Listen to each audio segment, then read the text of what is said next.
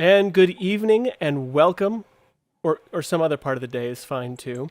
Welcome to Biddle, where we are set up to talk about tech around the virtual water cooler. Anything that is Linux, tech, and open source related is on the table for discussion. I do have some things planned out, but that doesn't mean that the conversation won't organically head off into some other weeds or something else. But first I want to start off by thanking Rocco for starting the Biddle community, where I met some of the greatest people on the internet ever. So nothing like Reddit. And there's so many people with great skills, and I've learned so much from this group of people, and that's why I like to keep Biddle going. So, how is everybody? Good. Excellent. Good. I don't think there's video for YouTube. You know what? That's because I am a bit of a dingleberry, and there we go. Now it should be seen. Yeah, the lights were off. I forgot to hit the switch. Peter and Steven and anybody else. So the audio should have been coming through. I made sure that was, because I muted everything and then unmuted it, instead of how I've been doing it before. So now that the lights are back on, what is going on? What is new and exciting for you? Anything in the Linux world that you've been doing that particularly tickles your fancy? I know Big Pod is now a big man in the Ubuntu world. Well, yeah, something of a big man. Well, he's a big pod anyway. I don't know if that's insulting, but I'm going to call you a big pod anyway because that's what your name says. Yeah. Well, I've been doing some stuff with containerization, as I do basically all the time. For really, since I was missing, I have been looking for a job, and I think I'm quite close now. Oh, good. So maybe soon I will not be unemployed. That being employed is always a wonderful thing, I think. Yeah. I will see how it is. Never been that, so we'll see. And that's about all I did in the last little while. I've been containers, and of course trying out Nix. That's been a thing. Excellent. Well, I'm glad you're one of those that actually tried out Nix. And if people haven't tried out the distribution, that doesn't mean they can't ask questions or admit one's own, I don't want to say failure, but let's go ahead and say failure, and how it went for them. But not failure. I'm not trying to say failure, but failing to get it going. Whatever you want to, however you want to spin that to make yourself feel better about yourself. So, I had a bit of an unexpected, unscheduled server upgrade that had to happen today in my house. It was nice. So my server and like my switch and my edge device and my cellular uplink dish router thing, they're on a battery backup, so I can lose power for quite a while before it becomes an issue. So a family member decided they would help me out with the beeping and stop the beeping. Rather than flipping the little GFI button, they pushed the power button on the UPS system. And so it shut everything off at about 7 o'clock this morning. And the computer must have been in some kind of like a Btrfs maintenance thing, or I don't know what was going on. Now, I did have it on my list to upgrade the root, kind of like my bootstrap drive from being spinning Rust to being SSD. It was on the list, but I was going to do it like, after the snow flew and, probably after Christmas, there was no rush. Anyway, it wouldn't boot and had all kinds of, like just an absolute myriad of all kinds of errors. And it was just, so I must have been like in the middle of doing some sort of maintenance, something or whatever, because I've never actually had this kind of failure before. And so I spent my morning rebuilding the root partition, the root system of my computer. So if I would have known how to use like Btrfs send or something cool like that, I probably wouldn't have had to do that. But as it is, I don't know how to do that. I didn't do that, and so I had to start from scratch. And I'm probably 80% to where I need to be. but some things are not working yet, and it's a little bit irritating. So my Nextcloud isn't up yet, but my MB server, because kids got to have their media, that's up. And actually, it's performing a little bit better, but that's to be expected, going from spinning Rust to an SSD. But anyway, so that was my exciting Linux journey today. And it's not about the journey; it's about the destination, right? Is that how it goes? No, the other way around. Not about the destination; it's about the journey. So, so that was my excitement. Does anybody else have anything they want to share about their excitement? If they have any unscheduled maintenance cycles? Well, my server dies every so often. Oh, okay. Well, that would make Especially me if the- crazy. Especially if there is power loss, then it basically dies for about 15 minutes. I just have to let it stay, and then it will sometime press power button and then let it start on its own. It will, when it's ready, it will power itself on. Well, so it powers on automatically. I just have to press it sometime, and then after it is ready, after 15-20 minutes, when it decides to boot up, it just starts on its own. Yeah, that's good. It's an amazing broken machine that should be fixed. So it will be once I have some money. That's fair. My What's the distro for the server? Ubuntu server, of course. Just making sure. It is a host for single node Kubernetes cluster. So yeah. So in case you're also directing that question toward me, mine's running OpenSUSE Tumbleweed, which I'm told you should never use a rolling distribution for a server. No worry. I need Arch. Outside of Pebcac style of errors, I've not had any problems with it. So I had Arch on a server, so you should be fine. Yeah.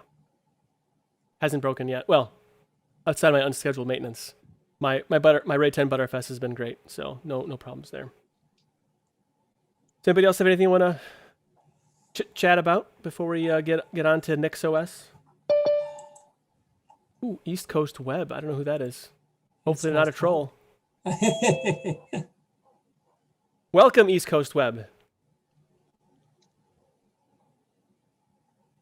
Looks like if the two of us were in a dark alley, I'd be in trouble. But anyway, if there's anything else. So I guess with that, let's go ahead and move on to our distribution exploration. It was NixOS. Now, some rules for this discussion. This has to be objective and constructive. So we want to be talk about the product we don't want to not have any non-objective opinions like it's garbage, because it's not really helpful. Rather, you can say, I wish it had this feature. I wish it allowed me to do this. I wish it did something along those lines.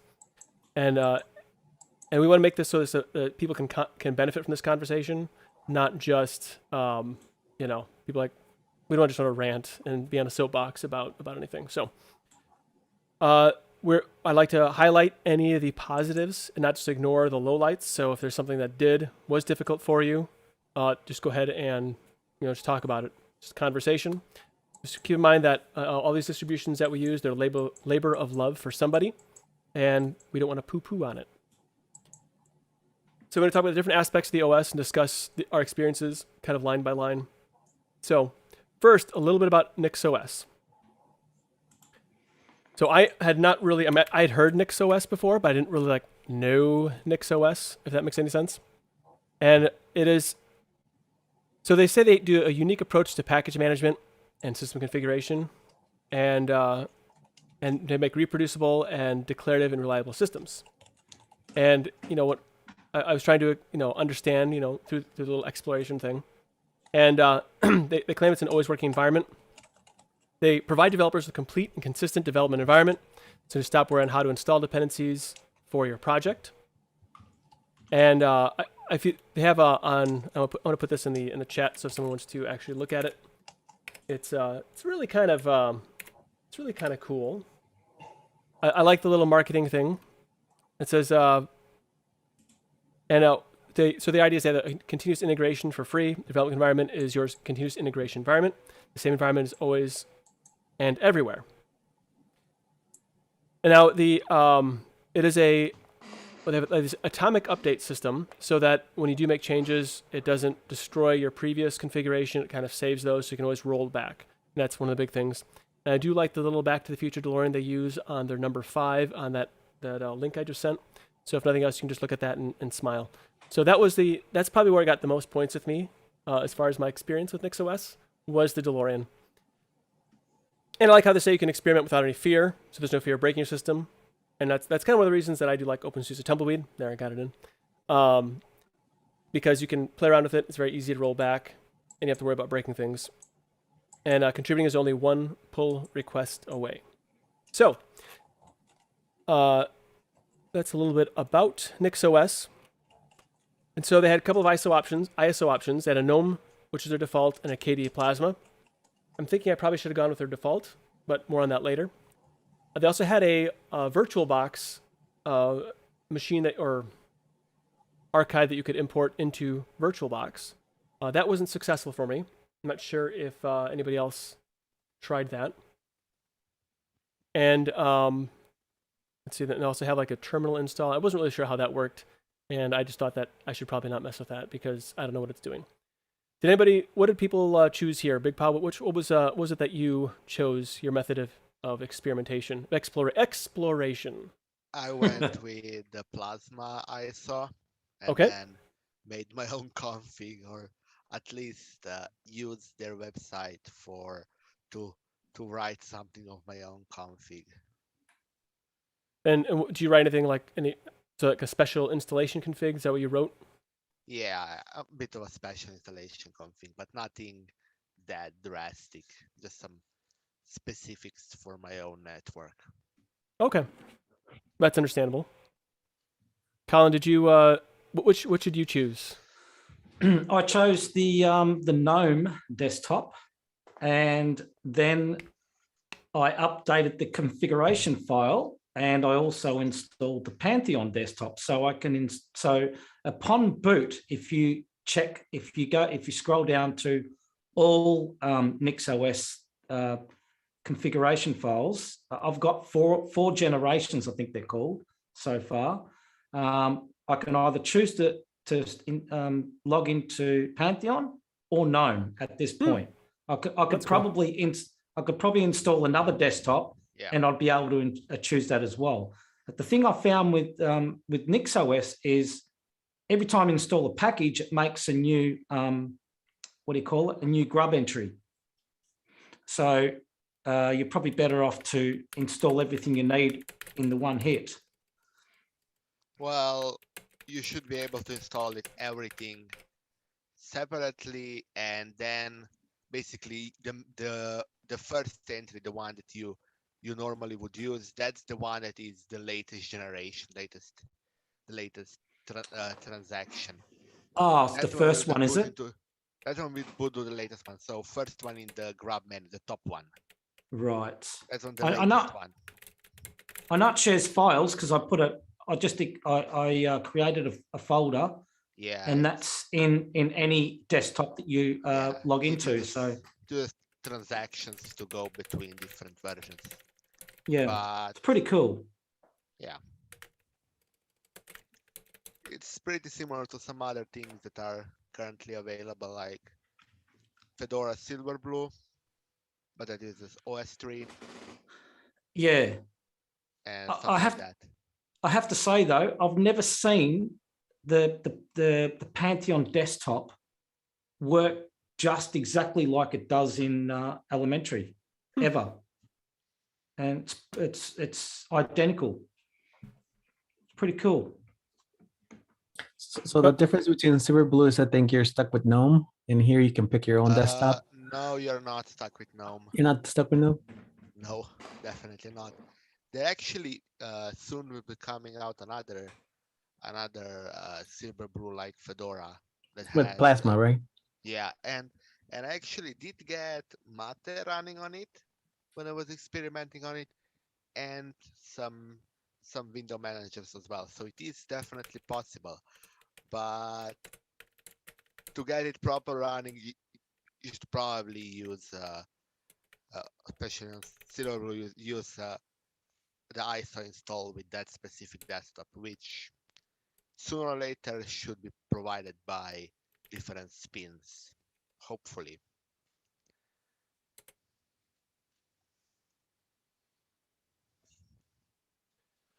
So Jinda, which method did you choose, or did you not?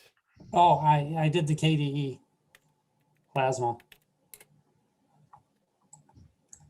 Eris, how about you? So I used the GNOME ISO, but I don't think it really matters what ISO you use, and then you just Yeah. switch over your desktop. And I installed Plasma and I installed Pantheon.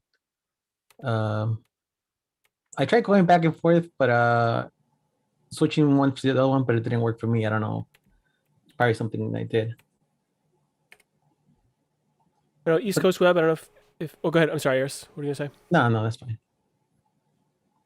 I don't know if East Coast OS, if he had anything that he tried with NixOS or not. But if not, that's okay. Tried it. Okay.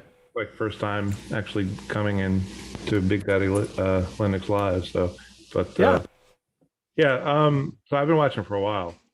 But in fact, I think it was when Rocco was doing it. That's when I started. But yeah, I haven't tried NixOS. I'm currently on Endeavor OS. Okay. And before that, Fedora for a while. So anyway, just Well, excellent. Hey, I'm glad you could be here. It's nice to have new Glad to be here. faces. Yeah. Hey, excellent. welcome. So I installed the Plasma, and it was it was my it took me a couple of attempts to get it going myself. So for me, so when I got the live image going with Plasma, I had a I noticed there wasn't like an installation button. I'm like, oh well, let me check out this manual, and so it goes through all the steps, and not really thinking, because I've just been using EUFI for quite some time now. I figured I had the EUFI set up on my VirtualBox, not VirtualBox, libvirt, and or QEMU, whatever it's called. And well, that is not what that was incorrect. That was actually very much incorrect, and so it didn't boot. So basically, I blew it away, and I thought I'm just going to install the VirtualBox image. I just want to play around with it, see how it works. Just kind of a quick, try and be a little lazy. And that was also unsuccessful. I just got a black screen. It didn't actually work for me. I didn't do anything special. I didn't do anything to it. It was just all the defaults. So then I went back after Eris kind of poked and prodded me, as I was venting to him my frustrations. He said we should, check out. I forget who's the link that you sent me to. I think it was somebody. DistroTubes. Could have been. I don't recall. I thought, well, I tried again, but choosing the correct path, and I successfully got it installed. And then I had no applications really, except for console and a few other ancillary items. So I thought, oh, well, that's exciting, or well, that's fantastic. So that's how it went for me. Now, as far as the application selection, I thought it was very limited. Basically nothing useful in it outside of a terminal. So if you can do everything in a terminal, it's probably fine.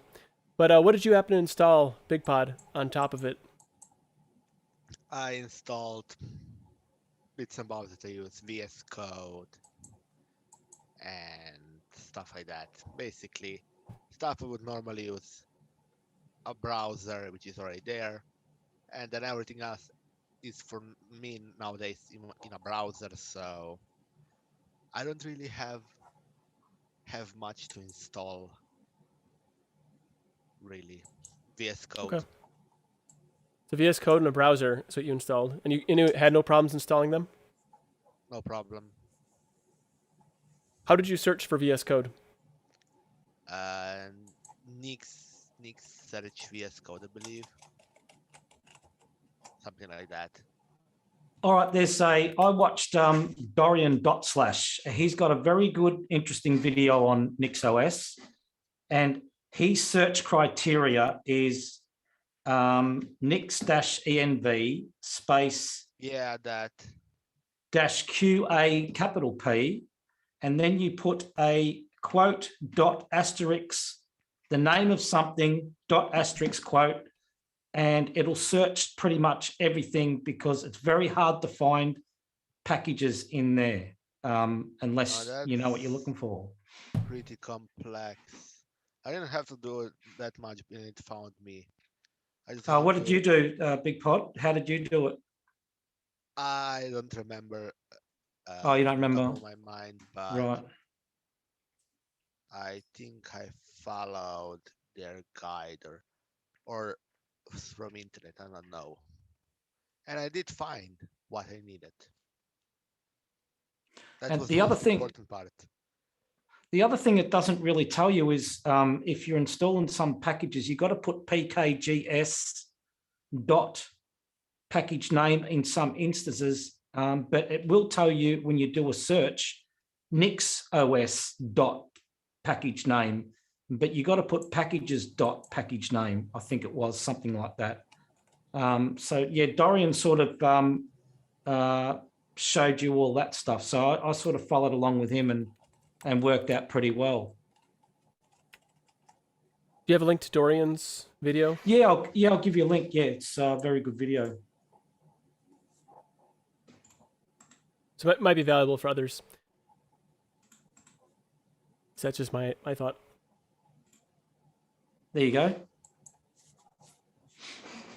Link done. And there's also a NixOS manual. I don't know if you all found that there's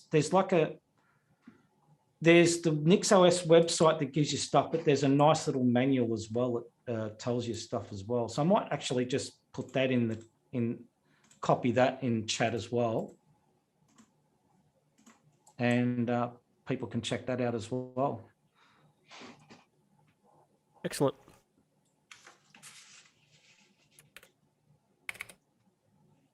Now, Jinda, how is it for you? Did you have any issue installing applications? It wasn't the fact of me having an issue installing an application. It was more fact that I'm too stupid to remember what to install, so to speak. You know what I mean? Oh, I absolutely know what you mean. Yeah, it isn't the fact, like there's like, like the add-ons for KDE Dolphin. I needed the, open as root. I forgot to install that.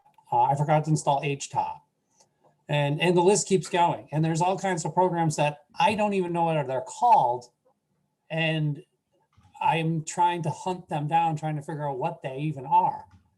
There's all kinds of little things that are in the background that we don't realize. Like, I didn't know what the name of it was for doing codecs. You know what I mean? Watching videos and stuff. I want to install that package. I don't remember what it's called. I know there's a button in most of the ones that say, do you want to install codecs, yes or no? And you press yes. So once again, I'm searching. I think it was this software I liked. I loved it, but it just brought out all my, stupidity, so to speak, I guess, for lack of a better term. Lack of education is... Yeah, that's good. That sounds better. None of us are stupid. We just lack the knowledge of knowing how to do things. Right. Stupid's a bit of a harsh word, I think. Maybe I'm being overcritical about myself, but you can understand where I'm coming from. There was a lot of things in there that I would want, but I just don't know what it is. And I think that's one of the things with Linux. I mean, it's a huge operating system. There's all kinds of stuff in it. And if you go download NX Linux KDE edition and go open up Dolphin and right click Dolphin, there's a list a mile long of all these things that you can do. And then when you go into a program like this, there isn't anything in KDE when you right click it, like open as root and all these other things. So it's like, okay, I have to be able to create something that I want to use. I got to figure out how. But I guess once you do it, once you make a beautiful script, I think you can keep repeating it easily. Is that the whole point of this? Yes. Yeah, Yeah, Dorian said he uploaded his script or his configuration file to what's it called? The most popular GitHub. Yeah, GitHub, that's the one. Geez, had mental block. Yeah, GitHub, that's the one. Yeah, reproducible builds, I think it's called, that you can just have one config file and drop it in different computers, and it'll just build it for you if you configure it correctly. That's correct, yeah. There's a lot of things that I didn't get to. I didn't have enough time. But supposedly with NixOS, you know how Ansible works? I don't know if anybody's familiar with Ansible. The way you can set up your, like, let's say your distribution, so it pulls all your configs, just with like a couple of commands, does everything for you once you set it up. That's built into NixOS. You don't have to use Ansible. It's built in, and you just have to configure it that way. And that's the big difference between other distros. And I think even though I know how to install the applications for the system, I think there's a way. There's another video that was given on Telegram. I put it as one of the bottom links. That video talks about Home Manager, and that's a way to install applications to your user instead of installing into the system wide. And one of the big benefits of NixOS, from my understanding, is there's also there was a whole bunch of videos, but one of the videos talked about how if you're a developer, you wouldn't need to run a separate VM to do your development, because if you install, let's say I don't know, like some kind of language into your system, it's going to bring a lot of credit into it. You can just switch into a developer shell. And that way you can work with the same system to build whatever you're trying to do. Yeah, something like that. But I still honestly would rather run everything in a separate namespace. So separate container or VM even. And they also talked about how the way NixOS is built, it allows you to have multiple containers, easily build a container and manage that all, because that's built into the system itself.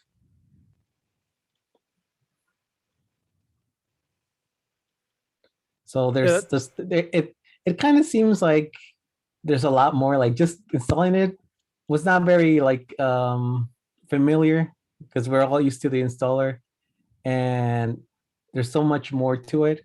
So it's kind of hard to go much further than the initial setup.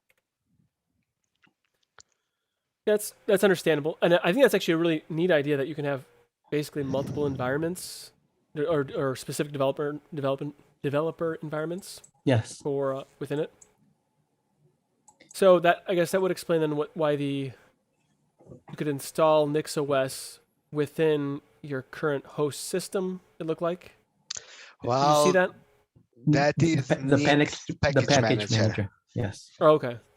There is a NixOS, there is Nix package manager. So the NixOS is built around this package manager, which many of these features allows. Yeah, that's really interesting. That would almost be something I'd maybe want to play with at another time, when there is time. Just like seeing how bad would you screw up a system that's not a NixOS base with that package manager, I wonder.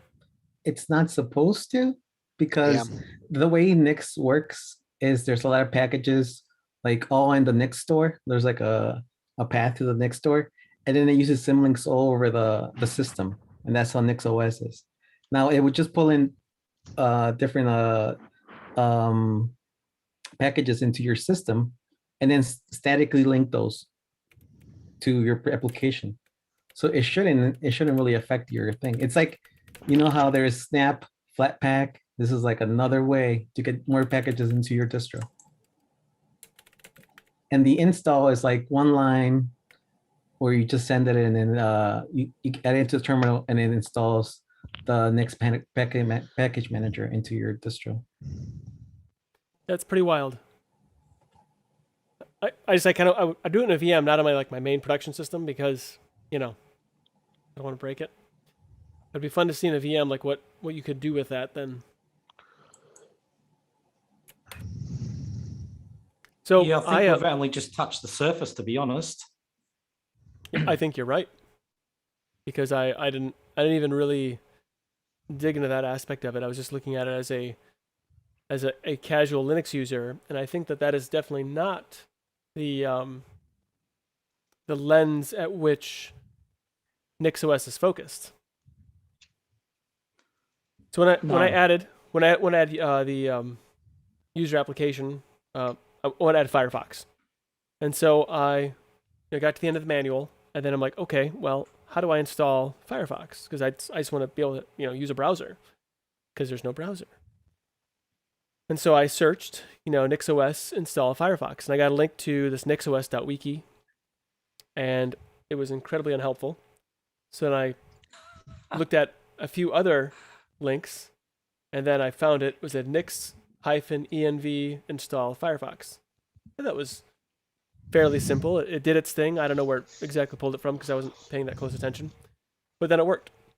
And then I wasn't sure how to adequately search, but I guess nix-env search and then whatever. Is that how you did it?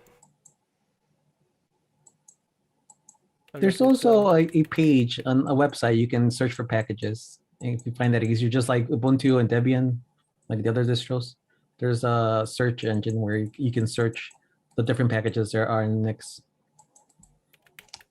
So like a NixOS store or something like that? Nix store? Yeah, I just pasted it in. Search.nixos.org/packages should give you sort of search utility. I don't think I tried the install anything. I think I kept going back to the configuration file. So that's probably why. So if you install something, if you use the NixOS-env install, is that system-wide or is that user only? I don't know. I think that's user wide only. I'm not sure. User only, I believe, yeah. Right. So if you use the configuration file, then that's system-wide available. Yes. If Yeah. you use that config, the way you build the system, yeah, it will install the whole system. Right.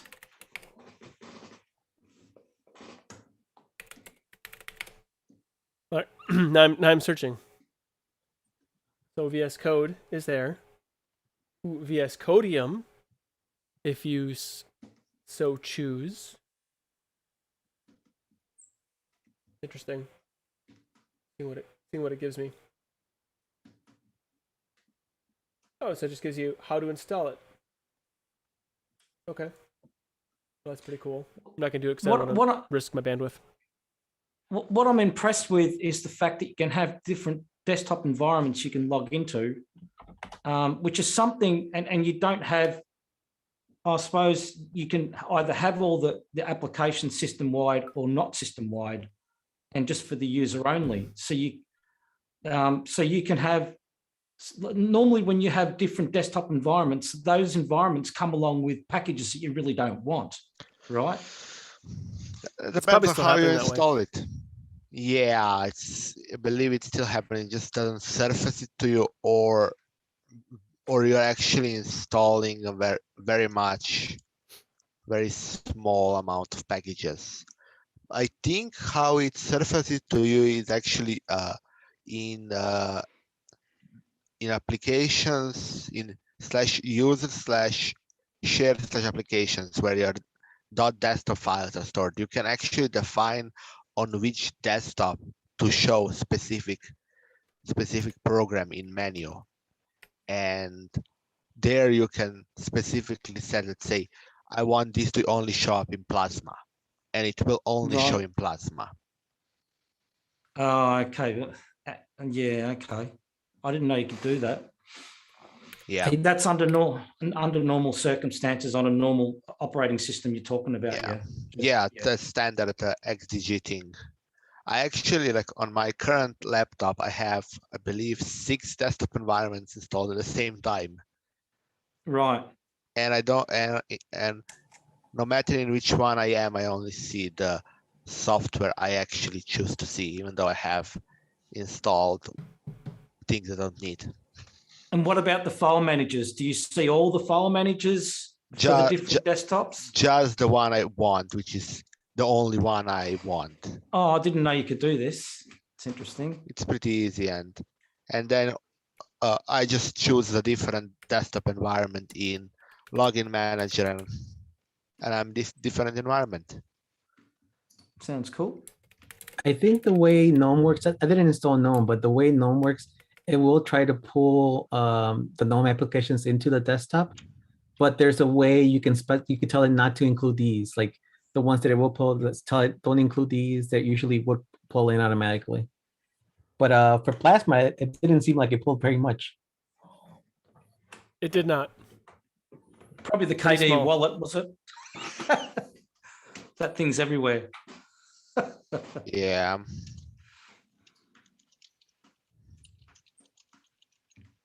I think it would have been nice just saying if as part of that, and maybe I missed it, so I'll go ahead and maybe claim ignorance on my part. But the manual, if when you were done, if it kind of maybe guided you toward,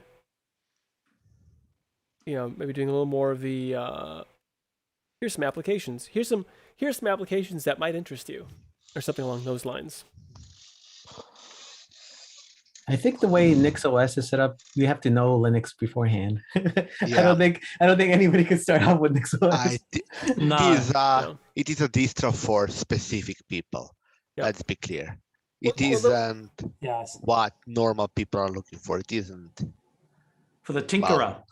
But even It's for for- someone who, that crazy person that isn't me. but even for somebody who is, experienced in Linux or has maybe some level of experience in Linux, and they want to explore, they should make it the path to exploration, easy and accessible. I would think.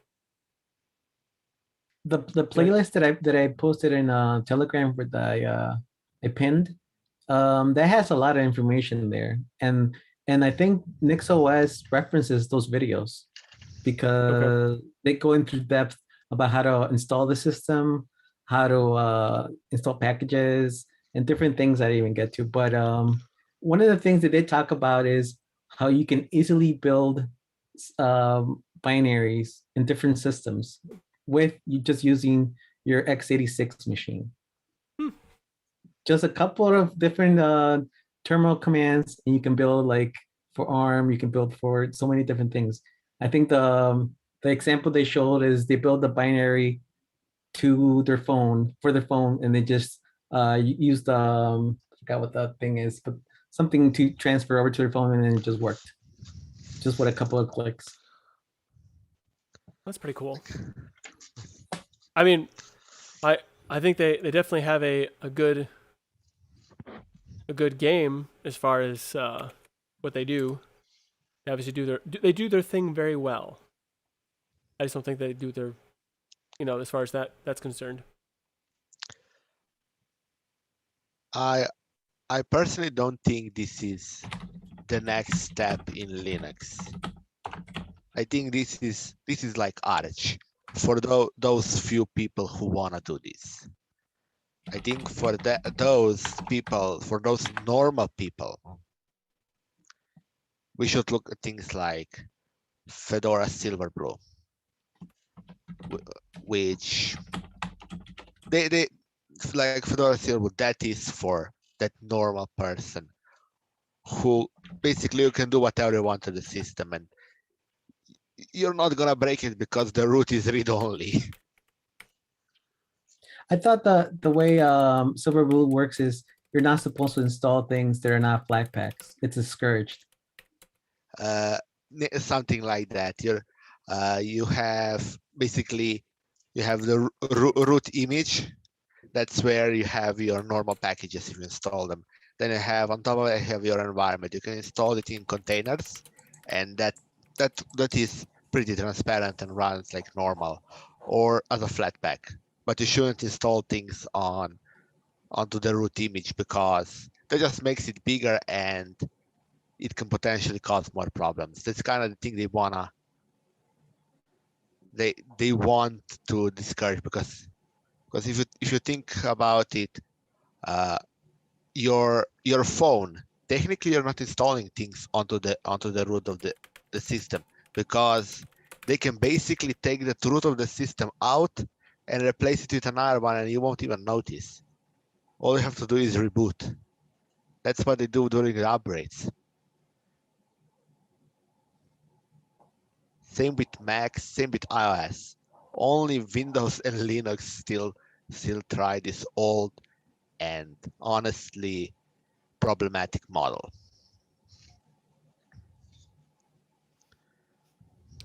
So as far as like your general user experience using it, obviously I'm not a developer. I don't do developer type things. I'm more of a application, like applying a distribution for a specific purpose. How would you say, how would you rate or maybe describe your general user experience with NixOS? And we can jump on in. Talk all over each other. It's great. It was a learning experience. Okay. Everything is not like anything else, pretty much. I wouldn't recommend it to a newbie, that's for sure. Mm-hmm. Yep. Okay. What But it's a lot of fun. Okay. I know fun is the right word, but you know. Yeah, it was definitely fun. I definitely learned a lot. And I do strongly recommend it for people if they want to learn. I mean, that I have to say it's top notch. I think it is a labor of love. For sure. I will say I did enjoy the learning how like parted works, like doing the partition, managing partitions in the terminal. That was kind of fun. Didn't exactly know what I was doing, but I mean I kind of did because I looked at it with gparted afterward. But I thought that was nice to actually go through the process. That's the first I've ever had to, do such things in the terminal. I just used gparted for that. Yeah, Okay. I cheated like DistroTube did. Yeah. He uses gparted, sets up his partitions, and then just configures the file and then does NixOS and stuff. Yeah, as long as you label it correctly, there won't be a problem. As long as you put the label there, you got to have the NixOS label on the root partition. Okay. So what about you, Gpod? What about you, Big Pod? Gpod. Gpod. I don't know what that guy was. That's the Well, alter ego. That's the evil Big Pod. well, it's something to use, but honestly, if I wanted to go into, have to learn a completely new workflow, and I know how certain people like that word, but yes, workflow, and I don't think it's for me. I am too invested into the world of Kubernetes, Docker, and all that. Sure, makes sense. That's what your focus is. Yeah. It's funny you say that. Like, kind of makes me trail into this direction where I kind of think, let's just say 30 or more years ago, when you're into computers, it was a very narrow field, really. There was like, you're in, when they're 8-bit micros, there were 8-bit micros, you could, a single developer could knock out a pretty spectacular application, using all the resources. Now there are so many facets, so many areas of the computer sciences. It's just you just can't be an expert in all of it like you once were able to. So it's just something kind of fun to think about. Like, Big Pod can spend every day, all day, doing his area of expertise, and won't know a thing about NixOS. It's kind of fun to think about. You know what I mean? The just how broad it all is. So what about you, Colin? Your general user experience? Would you? I was playing around too much to actually get a proper user experience, to be honest. That's fine. I was just installing this, installing that, reconfiguring, rebuilding, logging back in. So that's why I thought it was a little bit of fun, because actually everything worked, nothing went wrong. But it's not fun if something goes wrong. So, but I just thought it was very interesting to see how it contains, I think, the root, all the root stuff, and then you got all the packages which are symlinked, or however that works. But it's just interesting. And well, the desktop environments, all you got to do is just change a couple of words in a configuration file, rebuild, and you've got a new desktop environment. It's just interesting, I thought. A lot of power in the fingertips, I suppose, with one yeah. config file. Yeah. Yep. So, are there areas that you found difficult? Did anybody find some areas that they said, "Well, this is kind of hard for me"? Anybody want to admit that? Yeah. Well, if I wasn't watching, I will admit that if I wasn't watching Dorian's video, I would have been completely lost, to be honest, on the website. It would have taken me a lot longer to work out what was going on, to be honest.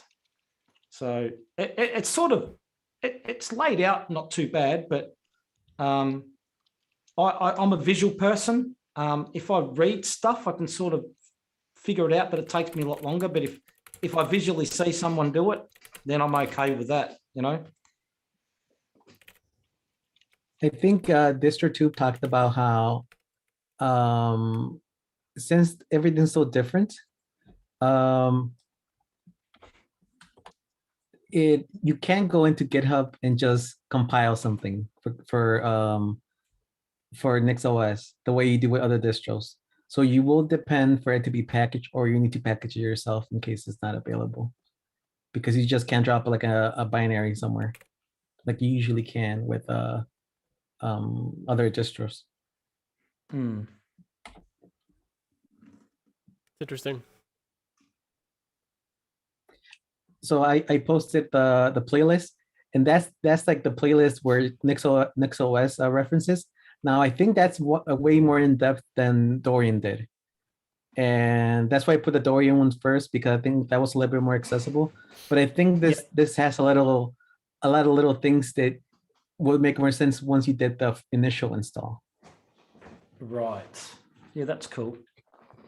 One thing I didn't like was the fact that this has its own configuration syntax. Come on, is it too hard to use something standard like JSON or YAML or something like that?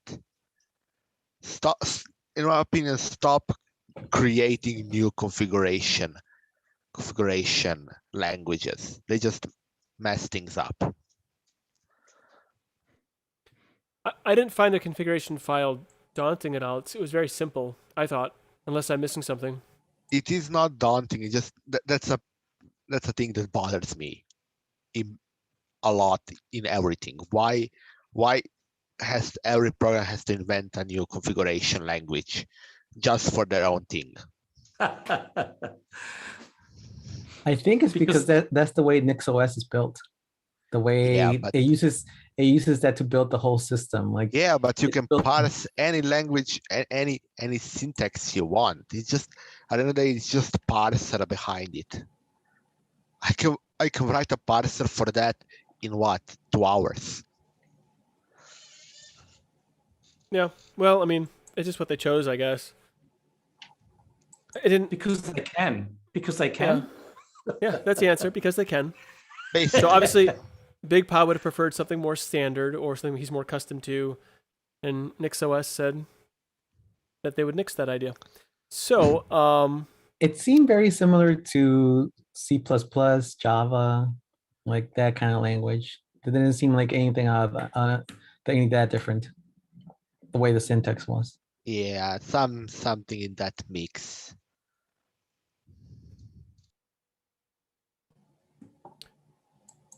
So any other thoughts you want to throw out there about NixOS? Maybe some things that you, whatever didn't fit in the previous categories? So if you listen to that the last Ubuntu podcast, that Whippy talks about NixOS, and he talks about how containers are so big now, and this is the distro that has containers built in, and that's why he thinks he thinks I don't know how true he meant it, but he says that this will take over from saying, by the way, I use Arch, and in the future it will be, by the way, I use NixOS. So I dropped the link there for the Ubuntu podcast. If you want to listen to the last podcast where they specifically talk about briefly, but they talk about Yeah. NixOS. But I think that was a bit, distro of this sort will be, and this will be the most, the most special one. To be the arch of the distros. I think he meant it in this way. But there will be better, more user-friendly distros of this type. I don't think he ever Maybe. meant it that way. From what I could gather, even afterwards, that I think they went in this way. Yeah, maybe. I don't know. I mean, most people who do predictions are never right, to include myself. So User-friendly in what way though? Is that you talking like probably this is the way snaps are heading? It's going to be like for the normal distro- people, user-friendly is a good user experience. This is not good user experience. No, You it's have to not. No, I agree edit a with that. configuration file to install. Yes, I agree with In that. comparison, while offering pretty similar things, Fedora Silverblue is a lot more user-friendly, has a lot better user experience. And that is what we want, better user experience. And that goes in hand to hand with the people trying to use Linux, as in people, I mean famous YouTubers. And they all basically go bad user experience, and that's it. well, I mean, obviously they're targeting a developer here, so it's not a not general user. Like Arch is supposed to. Right. So this thing could be written within like a Calamaris installer or something, couldn't it? Eventually, if they wanted to, yeah. If they wanted to, I'm sure. Possibly, yeah. You could Or- create something to create you the config file. Or like what Garuda did. Garuda Linux, what they did for their installer. Kind of go through and tick what you want. Yeah, that's right. Yeah. That was the feature that came as a part of Calamaris because of the whole Manjaro and Office debacle that was. That's why that feature of you can choose what you want came in, and you just have to what you expose. And basically they exposed everything. All right, so if you were to say why somebody should use NixOS, I think we've kind of said it already a few times, but what would you say would be like the highlights, like the burger biggies, the leading items to sell if you were in sales and you had to sell NixOS to somebody, the right client, what would you say about it? Transactions. The atomic upgrades, the transactional approach configuration, and transactional approach. Yeah, that's Yep. that's the future. Just Okay. not with NixOS. Something better, something more user friendly needs to come its way. But I think this is a good start for people who will be developing that next step, and that's what is important. If I can caveat that, that's coming from somebody who loves Arch Linux. That's coming from someone who is a developer of Ubuntu Mate, so hasn't run Arch Linux in more than a year, actually year and a half. Garuda New in chat said the power of NixOS is that you can use Nix in any distro. The That is package manager, cool. yeah. Yeah. He says Shopify uses Nix for every dev project. That's interesting. That's definitely noteworthy.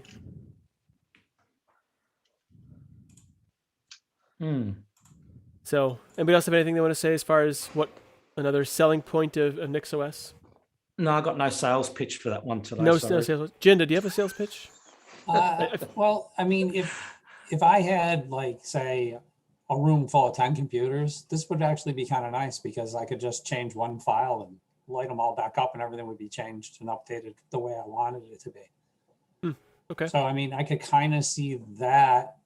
I mean, I'm sure you could figure out, a fancy way to point it to a server if I could just change one file and, reboot all the PCs and they would light up. I mean, it didn't take too long to install. I mean, I could see that being, like a network administrator's dream in some ways. But I don't know if that's the intent of using it. I don't know. I mean, the intent is whatever you want it to be, really. It's, If you- yeah, if- so I guess I'm If it not satisfies a wrong. need. No. Now, Eris, you've actually probably said the most that really educated the rest of us on this. So I don't know if there's anything else that we should probably add as to why somebody should give it a spin. I think there's a lot of different things. Like this distro is not like other distros. It's very different. People always talk about how distros are just a couple of theme changes and a wallpaper and that's it. This is nothing like that.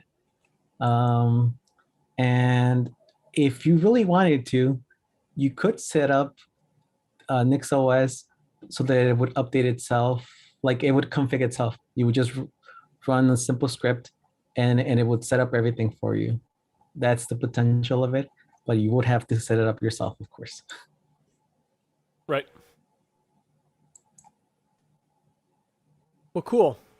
Unless if anybody else has anything else to say about NixOS, I think that was it was definitely an educational trip down an unfamiliar trail where I felt like I got really deep in the woods there for a bit until Eris pulled me out. So I guess that does it.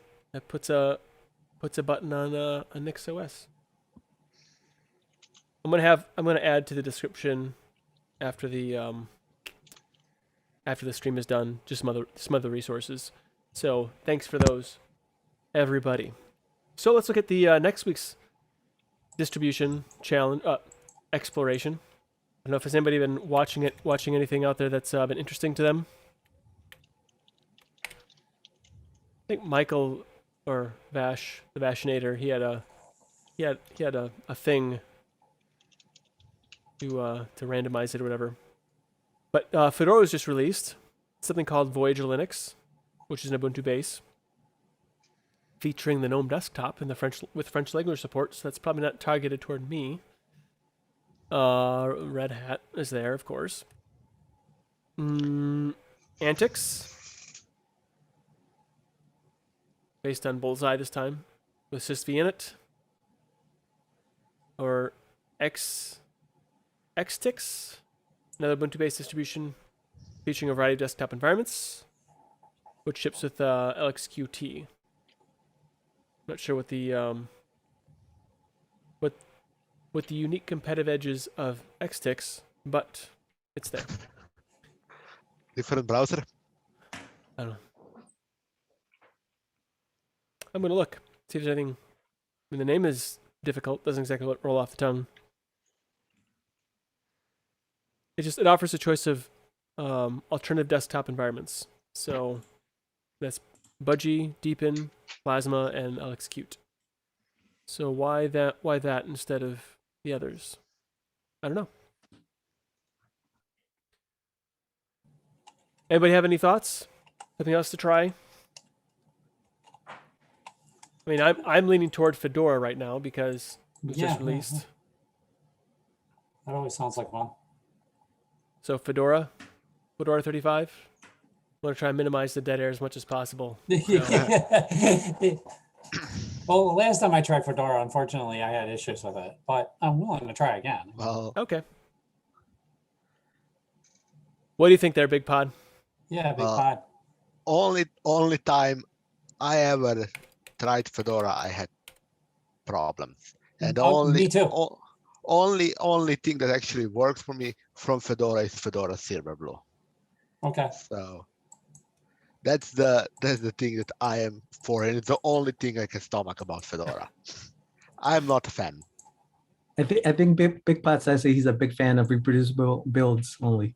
Yep, sounds like it. I'm a big fan of the future, and So that is Fedora- the future. So Grodunu, he's gonna have to come on and actually say tell us how to say his name properly so I can forget it again. Gorandona says Fedora, but only if it's silver blue. So, is that an option? I wonder. I mean, there's. It's a separate distro, really. Yeah. Oh, is it? Separate Yeah, install. it is. Yeah. It's a GNOME desktop. It's in many ways different and similar because when you use it many ways it's similar, but underneath it's basically different. All right. I'm going to say Fedora 35. But if you want to try Fedora Silver Blue and report back on that, cool. I'm not picky. In fact, you can try whatever you want, and we'll talk about that too, because this is a Linux user group. That's what we do. So, all right. So Fedora 35 is. We should probably Fedora? also mention that there's the spins. Just like Right. Ubuntu flavors, there's different spins of Fedora. It's true. Yeah. I don't know if all the spins are ready, but I know at least the Plasma one is. I might try the GNOME this time, just because I recently did the Fedora 34. I think Well, that's their flagship, isn't it? No, isn't anyway. it Yeah. is. Yeah, I was on Cinnamon for a long time. Till recently. Cinnamon's a And- great desktop. And I I agree. I just I can't do agree. GNOME. I agree with Explorer in the chat. I would do Fedora with the Amiga Workbench on it in a heartbeat, but that's not an option. All right, so Fedora it is. Whatever desktop you want, that's cool. And then we'll report back next. Report. That sounds too serious. We'll chat about it next week. I'm just gonna ask a question here before we absolutely settle. Why is everyone mentioning this? I don't know. Starts with a K. Fedora. That's What's that that? is like That's- Silver Blue, just different desktop environment. That has a Plasma Oh. instead of GNOME. Yeah. Oh, okay. All right. I'll see what's going on. GNOME's kind of a non-starter for me, but I'm gonna try it anyway. I'll be open-minded. It's been a couple of years. Maybe it's gotten better. Maybe. I All can right. do So it. I can do it if I like turn it all into Cinnamon, all these extensions. You know, I want my Right. icons. I want my old school stuff. Yeah. Yeah, you can. You can with GNOME. Well, if that's if the extensions are working, all you need is Arc menu and dashed panel. Yeah, so that's what I was doing. I was like, why am I doing this? I should just go use something else. A lot of people do that. They completely change GNOME. Even Fedora is not vanilla GNOME. People don't know that, but there's always an extension not somewhere in there that is not default GNOME. It's pretty close. So It's like the video I just made was Markulu Linux Shift. He's used the GNOME desktop and all its components that are available to the absolute maximum, and it's interesting. anything else on Fedora? If not, speak now or speak later, I guess. All right, so something I wanted to Uncle? bring up is, have you seen the release on the new Intel CPUs, the either called Adder Lake? I'll put a yeah, link to Alder Lake, 12th Alder Lake. generation. the Intel 12th CPU. generation Intel CPU. Yeah, those will be a game changer. Okay, so I watched a video on Linus Tech Tips. And I'm not a big Linus Tech Tips watcher, but it just, maybe it was a thumbnail, but it got me. About the new CPU, and he did the variety of tests that were done, and basically it looks like they did do, I don't know how much of a leap, but they definitely pushed in most benchmarks ahead of AMD's Ryzen 7 or whatever else. Ryzen The latest 9, Ryzen. the, Ryzen the 9. top end Ryzen, it Yeah. beats top end Ryzen, So- which is pretty good. So not in every benchmark, but in most of the benchmarks it did. So for gaming, only essentially, times Ryzen beats this new Intel CPUs where the where the many cores actually matter, but that is only in few things that you can utilize all the cores. I think so, like scientific workloads, if you're having to do a lot of crunching Yeah, or but whatever. That many of those will get sent to a farm somewhere else. So yeah. anyway, the what's interesting. So it was a very interesting test that he did. So he used DDR5 memory, and then different CPUs and what else. So he could kind of root out some of the you know the variables, make it as consistent as possible. And I did say that the new CPUs do get very hot. But what's interesting is they have like the performance cores and efficiency cores. So kind of taking a chapter out of the AMD, not AMD, the ARM market. ARM, and how they do the asynchronous cores, and doing something like that. So I found it very interesting. Now now truthfully, from my perspective, I wasn't particularly compelled by the idea of using it in a desktop. But my thought is, when they build like laptop versions of this, we could probably see some very much extended battery life potentially, with the efficiency cores kicking in for most of the mundane tasks. And then and also the way it said it kept the cycles at a certain, I forget exactly how, I didn't fully understand it, but my understanding was instead of like throttling down, it would just like not use the performance cores and just shunt everything over to the efficiency cores. Yeah. And so they're less ramping up and down of the system. Yeah. So I thought that was also compelling. But I'm most interested in seeing this on a laptop platform instead. And I want to hear what some thoughts are, or what you think. Do you even care about this new CPU platform? I want to have one. That's already clear. I want to have one. Why? Because I think they're really cool. They, with the whole performance and efficiency cores, it allows to put all the background tasks on efficiency cores and use performance cores for all the tasks that require big cores. Because reality is most of the tasks we run on computers basically slow us down because there is just a lot of switching between different tasks, and of course that matters less more cores you have. But if you can shove those background tasks that you really don't care that if it ticks a bit slower, or if something happens a bit slower, it can happen on the slower core without a problem. But yes, on a laptop it's gonna be efficiency, really good efficiency. And in a desktop, how many times you actually use the performance of your cores? And of course, when you do, you want everything that isn't that application to go somewhere else, preferably not even exist. But you need to have it. So my now I do agree with the point that Gornadu said in the chat. I said his name different again. Is the best part about this release is that the price of the Ryzen CPUs dropped dramatically. So that might be the best part of the release of these new CPUs, and I agree, because I usually buy a generation or two behind, because I don't like to spend a lot of money on technology. I love technology, but I don't love spending money on technology. So if you ever saw Wendell from Level 1 Techs, they have a channel, Level 1 Linux, and they did a video about Alder Lake on Fedora 35. I'll drop that link. Yeah.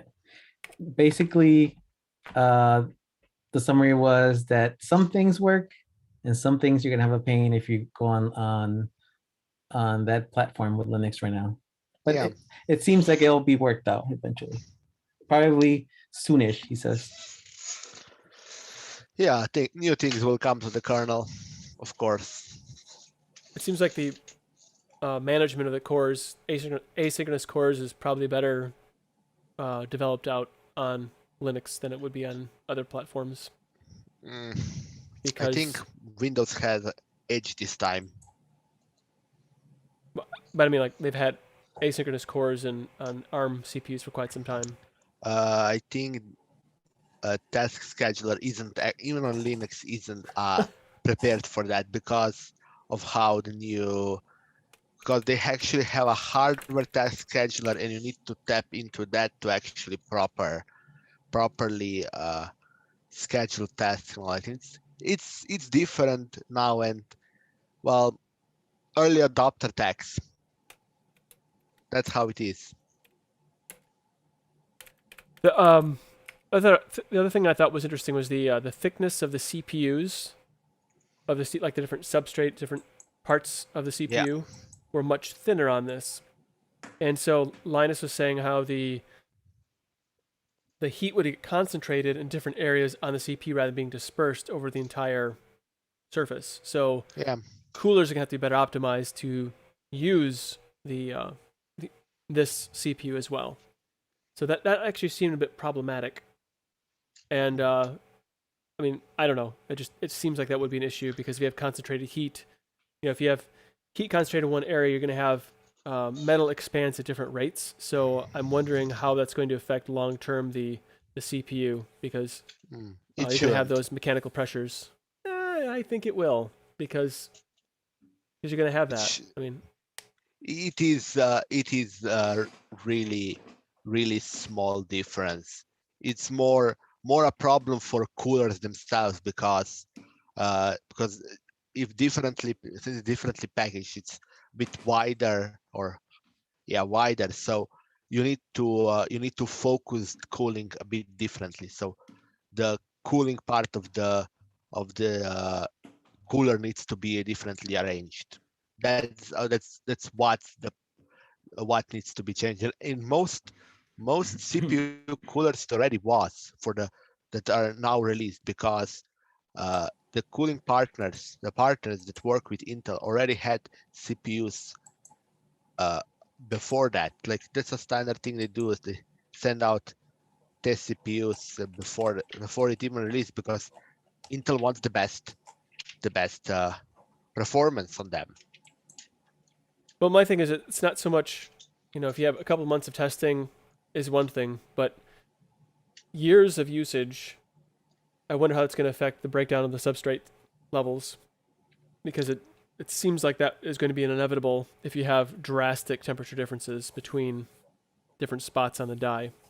I mean, I just know that is an issue in any other mechanical system. Well, it shouldn't be any more drastic than it was up until now. It's just on a different different points. They actually did point out that it is an issue. Like there are hot spots on the CPU. Yes, that but vary, they also were before.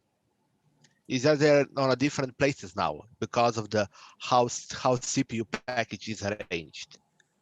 I think the issue was though he actually mentioned that the temperature variations is a lot more prevalent. That's actually what he said. That's why I need to have a good cooler. Anyway, sure. It's actually temperature variation. I would think would be a lot worse on AMD CPUs than on Intel CPUs. Only thing saving AMD CPUs they actually run a bit cooler. That's the difference. That is because it has a much wider arrangement of packages. I think you're missing my point. So if you have on one piece of metal or whatever, if the there's temperature variations between areas on that same piece, you have expanding and contraction at different rates. If it's more pronounced in these chips, you're going to have a potential mechanical failure, not that different than what NVIDIA had some 12, 13 years ago on their mobile line of GPUs, where basically the die comes apart because it can't hold itself together. So that's my concern is what is going to happen, long term on that. But I mean, I don't know. That shouldn't happen on this type of CPUs. Shouldn't happen because reality, the heat generated is in this size of item, while on NVIDIA GPUs that thing is like this big. Sure. So I'm just that saying, is a lot different how it reacts. but these are mobile GPUs, so they're quite small. Even Anyway. mobile GPUs, it's like that. I know So because I've seen them. so regardless, I wouldn't get an Alder Lake CPU anytime soon because I want to see how this thing fleshes out. Give it some, typically if it lasts, we'll see like a year anyway. I mean, I'm not going to buy anything new anyway, but I'm interested in seeing a year what the fail rate is. I'm sure there'll be some data on that. And it might be nothing. I might be speaking a bunch of nonsense, but Well, I might not either. you probably no one should probably buy these CPUs right now because simply it's early adopter tax is too big because every new technology will have early adopter tax. I would wait until hardware compatibility reaches Debian. So 3 years. 2.5 or something, I think it 2.5, is. yeah. Probably like 2 years now. That's gonna be a long time and too long time if you ask me. Well, I just got a 10th gen Intel machine this year. No, last year. So I'm good for probably 5 years before I look at an upgrade. And also, I still want to see what they do with this architecture on mobile CPUs. I think that's where I think the interesting bits come from. But AMD's got some stuff in the works too, so it might be a leapfrog. AMD might jump in front of Intel yet again. So we'll see. We'll see. Yep. They probably have a few things up their sleeves. I think Linus said they have more levers that they can pull with their architecture than Intel does. So yeah, I like this competition. I think that this is great. This is great news for everybody. It's great because it forces AMD to drop their prices and it generates some excitement there on a release. And Intel didn't have to do any kind of funny business with super cooling their chips to try and get better performance out of it on a show. This actually isn't yet. This is more precursor to the competition. A generation or two in future, that will be when the real competition starts, when they will go actually head to head. Yep. When the same generation, when both new generations will be basically equal. And I can't wait to see that. Yeah, I'd like to see what the strategy board is at any of these manufacturers. Like this is our plan. I just love to see what that is. What is it? How do they go about packing more? What is the pathway they go to make something more out of what's already there? To make it smaller, more powerful, cheaper. I think for Intel this will be a path forward, while for AMD chiplets will be path forward. And what will each do with the design they chose as their own? That will be what really will tell us what is happening.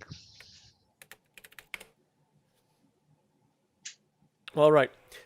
So that's what else I have in the news. It's something else.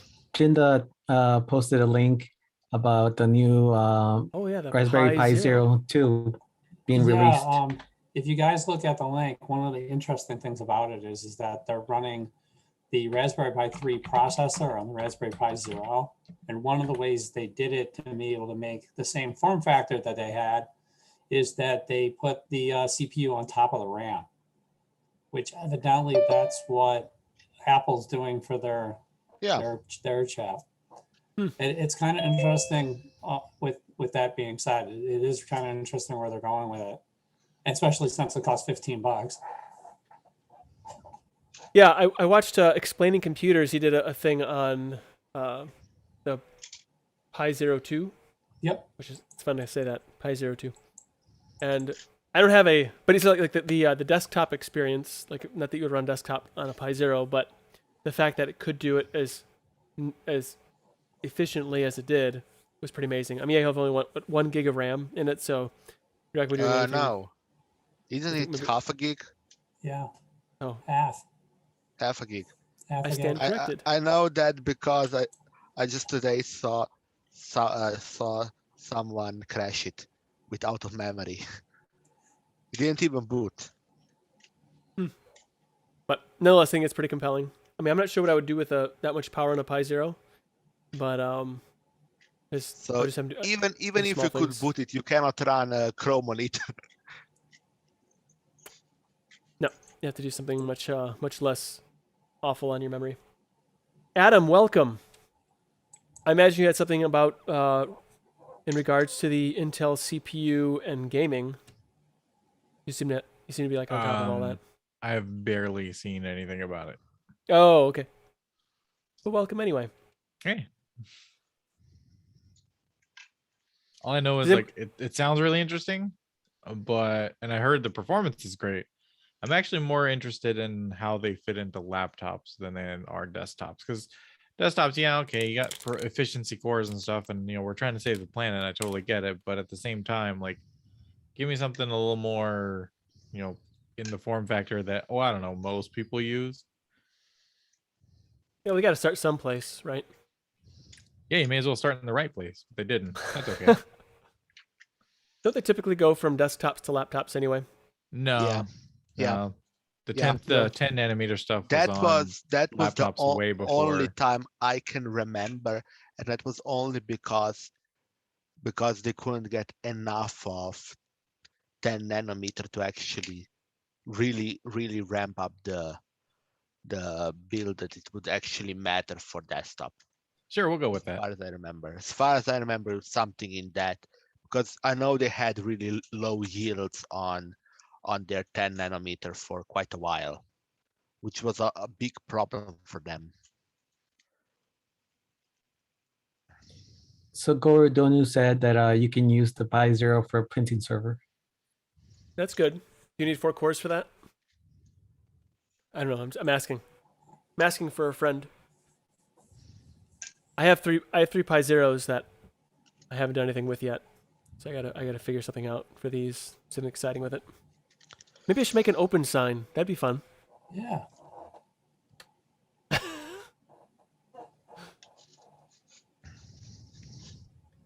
Does anybody here do anything with Raspberry Pis at all? Is there any fun Raspberry Pi projects? I think Colin said he hasn't had a Raspberry Pi yet. Oh God, I've done so No. many of them. I mean, Never tried one. I don't own one either, or ever owned one. I've done so many things with them. It's from, servers to desktops to everything, just for fun. Yeah, this is a media machine for a while. It will be again when I have time. Yeah, I did your standard gaming ones. There's a bunch of different game RetroPie, and there's a ton of those. Whoa, you got a stack of them. I do. So what was that small one, Nate, that you said that was the media one? What is Oh, that? the media. Yeah, the media one. What is that? This is it's a Pi 4. I got the 8 gigabyte one here. So this one I have open source. Tumbleweed. How do you you use it for media like movies and things like that? Yeah, like watching YouTube or whatever. Just You hook it to connect a it monitor. to a TV. It just kind of sits behind it and hides. So since I've moved, I haven't used it because I have things. It's not needed right now. So Wait, you moved? You- Your room looks exactly like it looked before. Dark. well, Ah, I have it good. off, so you don't see all the garbage behind me. That's why He brought I'm the still like- darkness with him. I did. So your media is actually on the box, or the box reads media from somewhere else. My MB server, the one I had to rebuild today. Right. See, I don't know So- a lot about that stuff. I really need to sort of get into it a little bit. So But, I have a Raspberry Pi 3. That's my home assistant that runs all the home assistant stuff on my cubicle estate, and then I have another one as my Pi hole, and that was someone in the Destination Linux community, Maru Gaspari. He says, "Why are you running everything on Raspberry Pis? Just put them in Docker containers." I'm like, I could, but everything that I own is kind of old, and so it's only a matter of time before one thing goes out, and I don't want to lose everything at once. So I like the little disparate appliances right now. Like today, if I had lost all my Docker containers on my main server, that would have been a bad day. So Well, that's why you should have persistent storage somewhere off your server. Or what I do is I have disparate SIM devices, and so when one goes out, I just pop another SIM card or grab another one that's on a drawer, and I'm off to the races. So I'm not a professional. I'm a hobbyist. I'm a hack, and I admit that.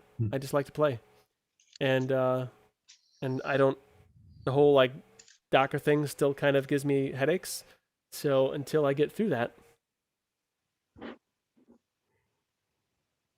Yeah, I don't put. What's that? I was gonna say I'm interested in setting up a like a media server in my house for all my movies. All the DVDs I own that I've ripped. So I was looking into possibly doing a Raspberry Pi for that. Yeah, or you could do something. that. Yeah. So I didn't think the looking at- Raspberry Pi. Sorry, I didn't think the Raspberry Pi ahead. was strong enough to play the. Yeah, don't Process. use a Raspberry Pi because the processing of video won't be that good. So the Pi 4 could probably swing it, but it's going to be stressed doing it because what they like what MB does is like it'll actually process the videos down to whatever your internal network can handle or whatever the output is. So it's doing a lot of work on its end before it kicks it out. That'd be my only concern. And the Pi 4 is great; it'll do that, but you're not gonna be able to have a lot of clients on it. So if it's just you, Maybe or if you can make the couple others. GPU run just it, do one that would person. work. Then maybe Pi 8 gig would work.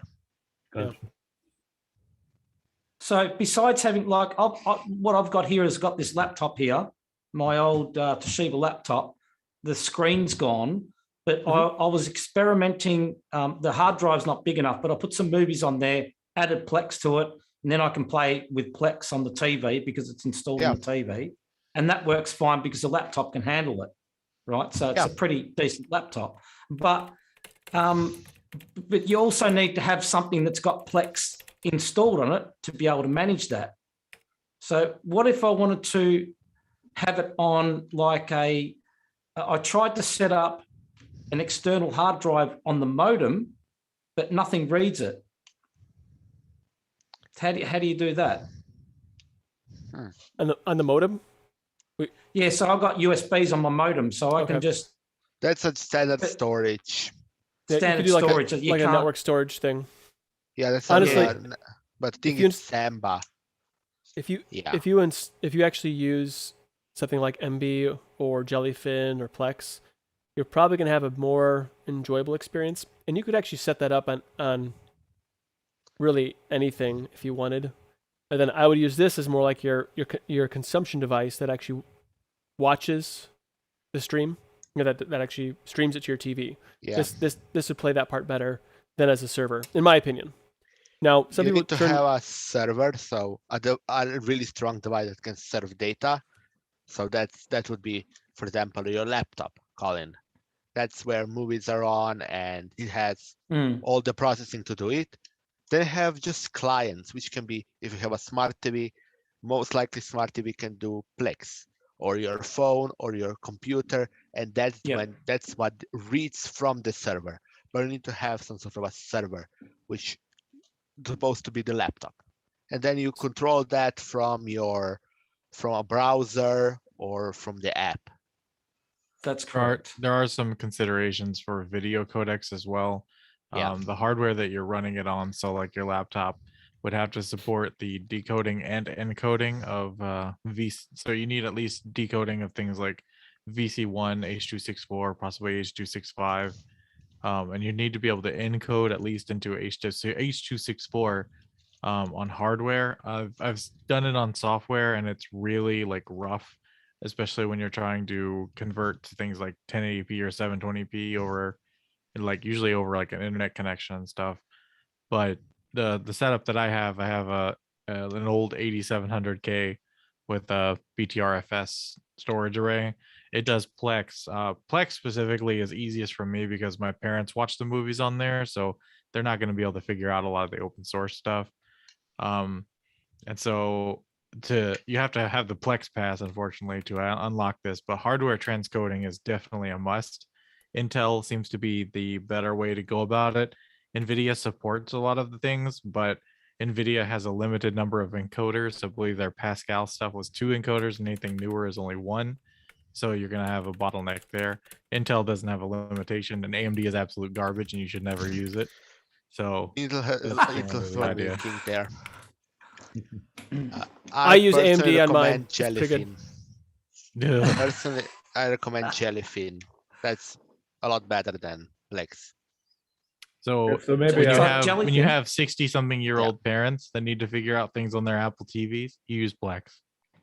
Yeah. Well, it's in my opinion, No, it's better. no, that's the end of it. That's really the answer.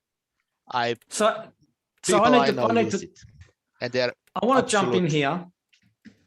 Jellyfin, is that that wouldn't be available on a TV though, right? Jellyfin. depending on what the most likely should be, depending on what kind of TV operating system you have. So is that where a Pi comes into it? Yeah. You put the Pi on the TV. You Yeah, you install use the Jelly. Pi as like the streaming box. Yeah. Yeah. Okay. So you put Jellyfin on the Pi, then you could use. Okay. So the Jellyfin on, and that's connected to the TV. So it's like having a computer connected via HDMI, is it? Yeah, Yeah. So I have a couple of smart TVs, Right. and they have the MB app right in there, which is what's kept me on MB. I don't know if they have Jellyfin actually, but so these Samsung TVs, you can install the MB app, and then it'll point right to my MB server. And actually, it's been great. Like as far as the performance and the interface, it's been really quite awesome. And so I think it was a worthwhile project.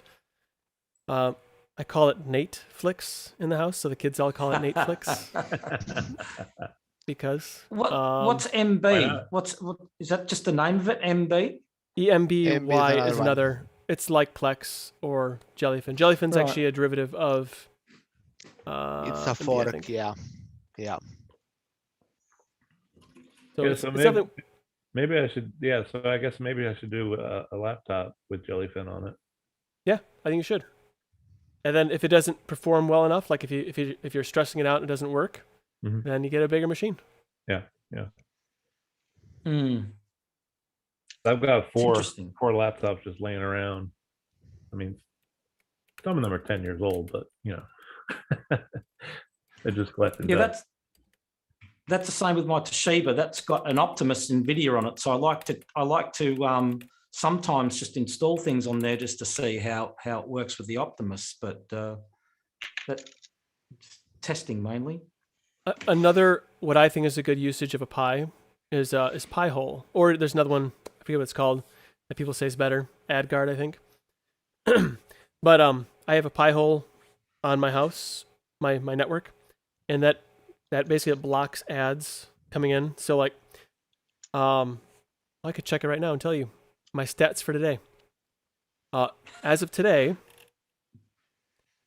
my Pi-hole has blocked 31,557 ads coming into my house. And so of all the percentage of DNS requests that have been blocked, it's been 25.4%. So that's what it does. It improves your internet experience quite a bit. What ads? So anything. Yeah. So specifically, I can oops. Disregard that. So if I go into like the dashboard on it, so I have a block list, and so like the number one. Let me see if I find the number one. The top block domains are GoogleAnalytics.com, Pixel.wp.com. Not sure what that is. sanalytics.disneyplus.com, incoming.telemetry.mozilla.org, Yay. Now, and then api.amplitude.com, s.amazon, adsystem.com. So your so yeah, it works by blocking DNS on the network. So when a device tries to go out, whatever it might be, to one of those, it's immediately just blocked at the DNS here Yeah. locally. So Oh, the number one client, the biggest culprit, is actually this machine right here. So whatever I'm It running has in Firefox Firefox. installed. Yeah. Firefox installed. That's what's doing And it. what's interesting too is my second device is actually sitting over there that caused a lot of the problems. And then my number 3 on the list is actually my HP OfficeJet Pro that's getting a lot of ads blocked as well. Those are not ads. Those are other stuff. Well, whatever. Not telemetricals. Yes, I actually have a Raspberry Pi 4 running Pi-hole as well. I think I have the Docker container installed. But it's pretty great. It blocks a lot of stuff. I've had to kind of tune it a lot though, because there's certain things that it blocks that I really don't need it to. So for example, my Xbox has certain domains that it connects to connect to Xbox Live and get achievements and things. So I've had to adjust some whitelist on that. I've had to whitelist some stuff for Vanessa to work on school stuff when she's over here. I've had to whitelist a few things just to kind of tweak it, because the default block list is pretty good. There are more like restrictive ones out there, but they tend to be a little overzealous, and like in the name of blocking trackers and such, you actually render the web pretty useless. But yeah, I do enjoy having the Pi-hole. It also handles internal DNS and DHCP for me instead of my router, so I can Same. route my traffic instead of using AT&T's DNS and all that, right? So that's pretty handy as well. I'm actually really the performance is, it's so low overhead. Like that Pi, I have an 8 gig Pi 4 and it barely does anything. I could probably do more things with it, but I just don't. I have another 8 gig Pi 4 that I've been messing about with various things on, but that would the Pi-hole one is the only like permanent fixture so far with a Raspberry Pi for me. I don't actually have any kind of ad blocking on my network, whether it be a browser or Pi-hole. And honestly, I don't notice ads. I don't have anything like that either. But just natively on Firefox using a uBlock origin, I have a long list I've added to the block. So basically, I don't even have that. Yeah, anything Google, anything Facebook, Instagram, all the servers they use, it's all blocked. Yeah, it wasn't entirely just for the ad blocking, the DNS sinkhole thing that it does. It was a really easy to set up DNS and DHCP server for my network that just happened to have a lot of really neat tracker and ad blocking features. Pretty bulletproof, pretty easy to manage. Like I like it for that. I have a DNS already set up otherwise for myself, so I can serve my network. Yeah, it's a pretty slick device. I mean, I'm using a Pi 3. I don't know how many gig it is.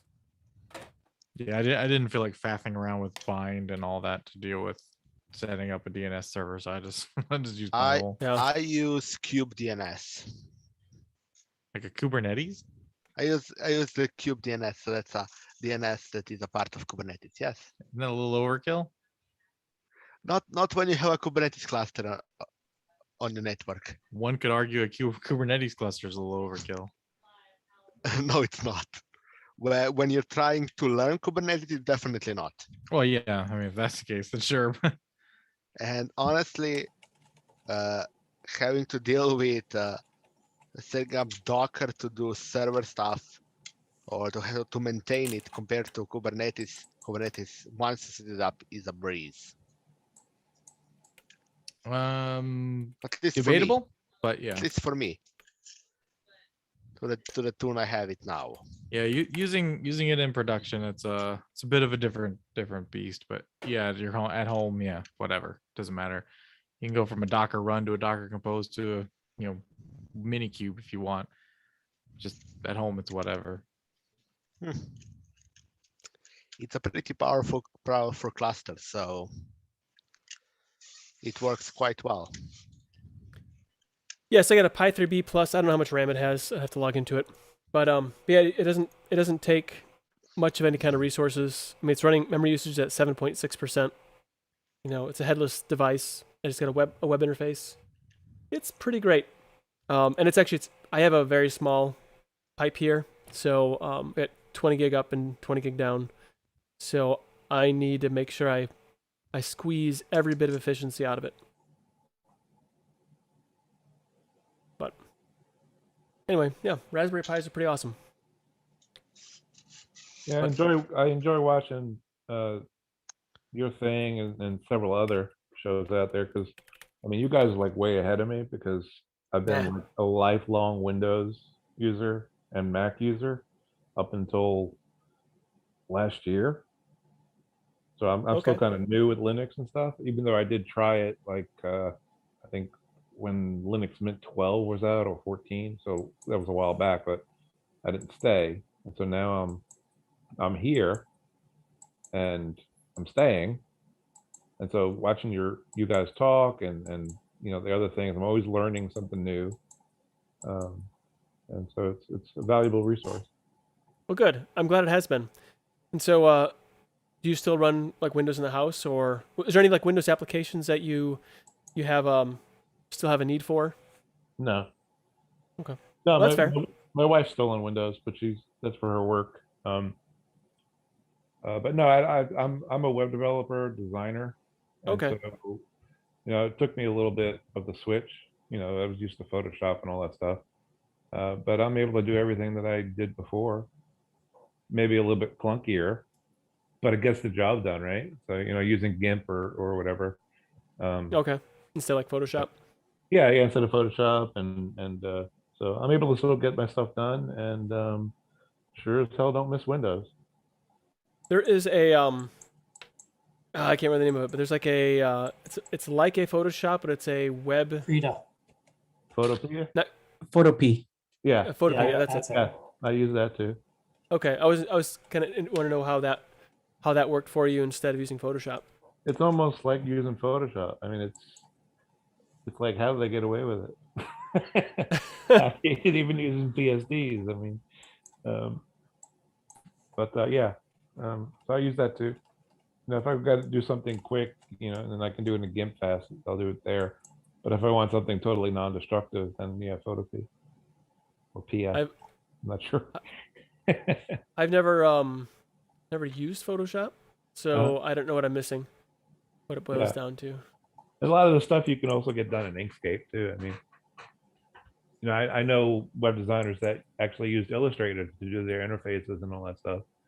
And you know, it's really for illustrations, but I mean, you can use a tool certain way or different ways, whatever you're comfortable with. Just like distros. I mean, everybody's always asking what the best distro is. The best one is the one that works for you. Yep.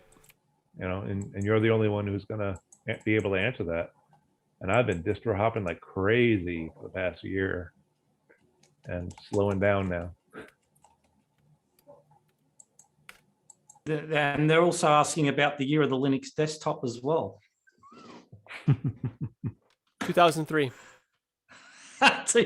Why is that? That's when I switched to Linux full time. Right, okay. I don't know. I think the Steam Deck, it's looking more. It's looking better and better as time goes on. So we'll see how that we'll see how that pans out. I know Adam was saying that he thinks a lot of people install Windows on it, so they can take advantage of the Xbox stuff. But I don't know.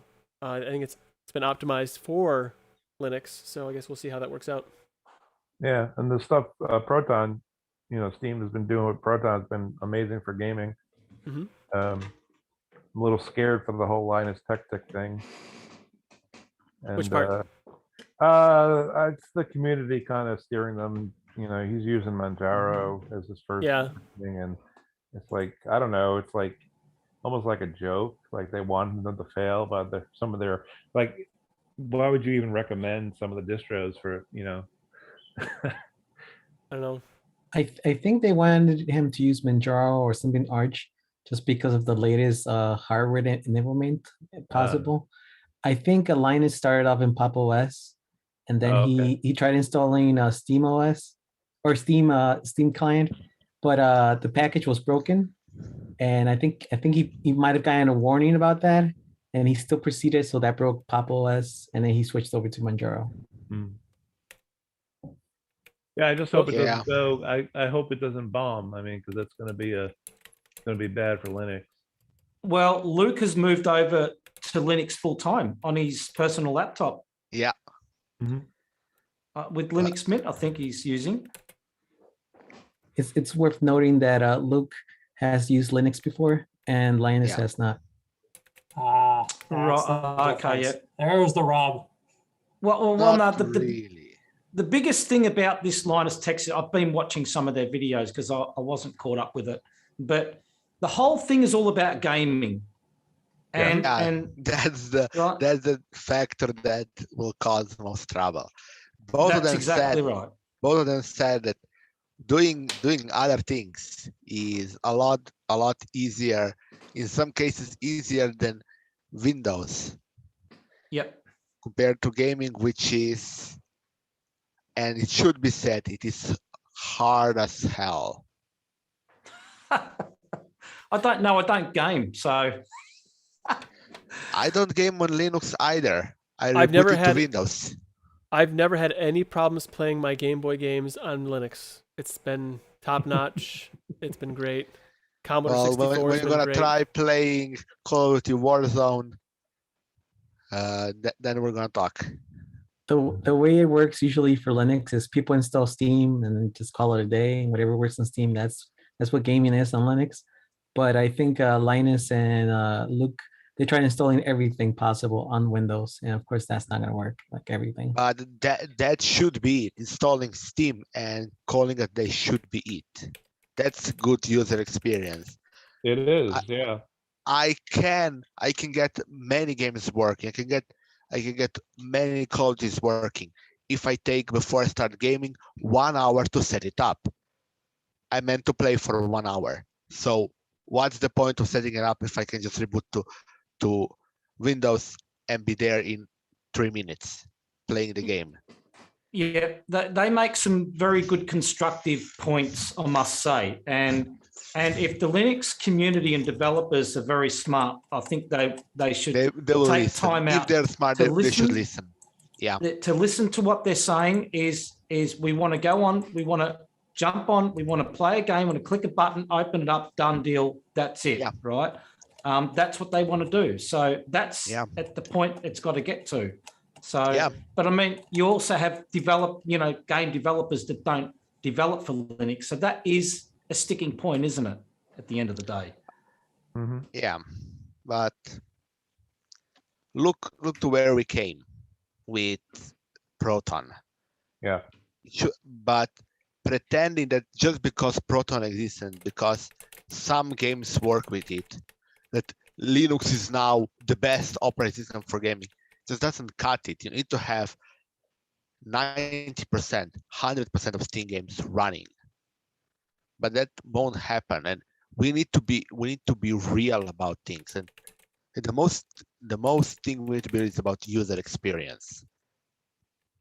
The way Luke and Linus were talking about, they said that they miss being on Windows because they could play any beta for any game that just came out, and of course that's not going to be first in line for Linux. Yeah. Yeah, it's not the fault of Linux. Yeah. Although there was I was watching This Week in Linux, and there was I didn't catch all of it, but there was a game developer that said they like to release to Linux because although it's a smaller audience, he gets 700 QA resources, people actually testing and giving feedback when running Linux. So he says that's why he likes using Linux. That's a part that I never really thought about, but yeah, because Linux users tend to be a little more tech savvy, and so that's why they actually like to release it. And so it's an added benefit for them as a game developer that they get better feedback, better bug reports from the Linux community. So I thought that was interesting. The other thing too is Steam did promise something like 99% of the library will be functional by the Yeah. time the Steam Deck comes out.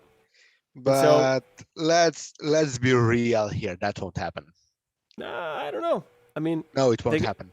well, maybe No, it won't happen. Unless they start deleting his games from Steam. that's another way of accomplishing the task, I suppose. That's the only way it can happen. What makes you say that? Like what empirical data do you have to support that statement? Because any game that has anti-cheat and is Did you look at the older, latest? Did you look at yes, the yes, Yeah, so it looks but like that's all of on the them verge of needs being to be taken care of. updated. All of them need to be games themselves need to be updated for that to take yeah. hold. And if Yeah, sure. games don't get updated, if the specific, they actually need to call a single function, I believe, or a single method. And if that doesn't get put in, it doesn't matter how many times it works.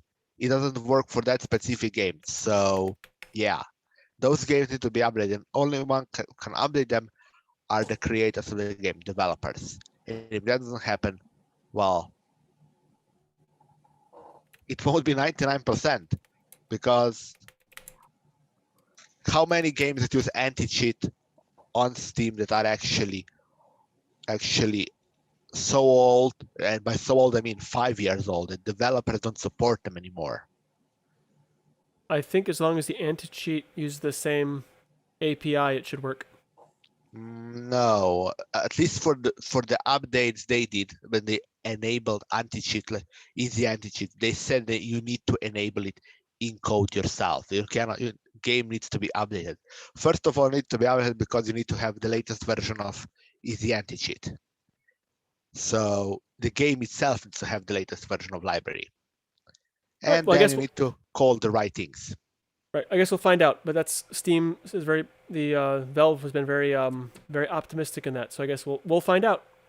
Those were official the reports days- from the creators of anti-cheat software. Right, Now so take it that's- how you will. Yeah. So we'll see what comes to that. All right. So it's about that time. So I guess we'll go around and last word from everybody. Unless somebody else has anything else they want to kick out there before we close out the discussion for the night. I had a question. Sure, fire away. I guess I have two questions. The first question will be if I ask the second question. Is anybody out there using a tiling window manager for their Linux? Nope. I No? do tiling in using Plasma. I have some like quick tiling, but nothing as complex or as intricate as a tiling manager. I've tried to try them out before. So I guess my second question would have been, does anybody have experience with getting them to work with 4K to where it's not so tiny? Like, I've got two 43-inch monitors, they're 4K. And so I've got a 2x high DPI. I have to make the interfaces because otherwise it's like good luck reading anything. Right. Right. So in the tiling window managers, they usually use XN render, whatever, to get it to work or whatever. I think there should be scaling options in XN render, but I'm not sure. Look I've struck out in the past, so. If you want to try, you might want to try maybe Pop OS because they have a tiling window manager in Pop OS. Oh yeah, I've used that before.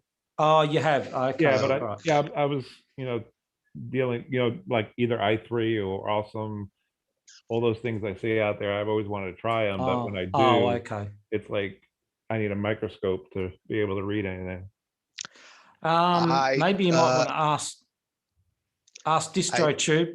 Ask a question on his channel. But I don't know if he knows, since he only runs 1080p. It seems like everybody I have seen has been 1080p. I'm like, try using XRNR -- scale and then 1 point something by 1 point something, and should. And you need to specify the output screen. So -- output screen name. Okay. Oh, I'm a total noob when it comes to that, so I messed around with it, and I found that by Googling. So okay. We can be noobs every day in the Linux world, to be honest. Yeah. I am every day. It's just you can never know everything. It's just impossible to know everything in this Linux world. With NixOS is like I went back to Good when we grammar want school. to. Well, I think the other thing, I did do it on a 4K screen, but I enjoyed Regolith some time ago, and that might be worth checking out as well. Oh yeah, know if Regolith, yeah. It's a really nice tiling window manager distribution. It's Ubuntu based. Gotcha. All right. Thank you. I don't know if it'll do the 4K thing for you, but I did enjoy Regolith so very much. In fact, that's what Maybe maybe Shickle might know as well. It's a shame he's not in here tonight because doesn't he have 4K screens? I'm pretty sure. Yeah, I've never heard he him would say know. that he uses a window manager though. He doesn't use them. Okay, yeah. I've he never doesn't heard him use say. them. He might, but I've never heard him say that. Yeah, he might know some little tricks or something. Hey, Mike. I think Papa West is a good choice though, because they do have a tiling feature in there as well. Yeah, but Yeah, I don't know about no. no scaling. There's no scaling, is there? Oh no, I think- don't have 4K screens. I wouldn't know. Yeah, it worked fine on the 4K screens, but I just don't want to use GNOME. So, Yeah, Understandable. Ah, Yeah. right. Anyway, the command that I told should work, just tested it myself on my screen. It did scale. okay, cool. Thank you. So, and then the Gorandanu, he's got a. I'm gonna put it in the chat here as well. Just make sure it's preserved. The xrandr tac DPI 144. He says that should work. Oh, thank you. So we'll see. I mean, the worst that can happen is it doesn't work. Gotcha. I've seen the 144 before. I've used it when working on these things, doing graphic design and stuff, so Mhm. that everything's not tiny when I'm trying to design something. So, okay, cool. Thank What's you. the Cool. 144? Is that the scale size or something, or what's that represent? DPI. DPI. The font DPI. I think 96 is what I run normally. Oh yeah, right. Okay. Yeah, yeah. Back in the 90s, it was what, 72, I think. Yeah. Right. Such a happy time. Yep. All right, so let's go around the room and last word before we close it out. So Big Pod, last word, man. Or Where's he not? got? Colin, last word. muted. We can come back to him. Maybe he's screaming and punching the wall because we disagreed on the Steam thing. So last word, Colin. Wait. Yeah, well, thanks for the Big Pod. There he is. Go on, last Okay. word, Big Pod. Go ahead. I can do later. I can wait. All right, okay. Well, thanks for the stream, Nate. NixOS is very interesting. I might continue to check that out in VirtualBox and play around with it, I suppose. So we are doing this week, what was it? Fedora 35. Fedora. That's right. Yep.